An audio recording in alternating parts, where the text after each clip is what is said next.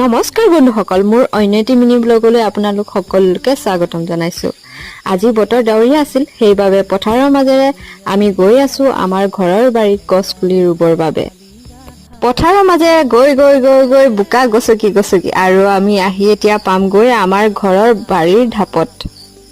পত ৰৈ কি কৈছো শুনকচোন বাৰু আপোনালোকে। আহি পালো, এতিয়া আমি ইয়াতে গছ কেইজোপা ৰুম। এনেকে মাজে মাজে আমি ৰুই থাকো, বাৰিষা কাল যেতিয়া জি যাব যে সেইকাৰণে।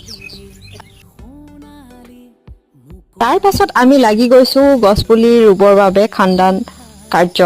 তাতে কোৰৰ লগত আৰু খন্তিৰ লগত আমি খান্দি আছো। আমি চেষ্টা কৰিছো যে খান্দি হোৱাই নাই মোৰ গাতটো, কিন্তু কিয় নহব, এয়া হৈ গ'ল। হোৱাৰ পিছত আমাৰ প্লাষ্টিকৰ পৰা গছ পুলিজোপা উলিয়াই দিয়া হৈছে।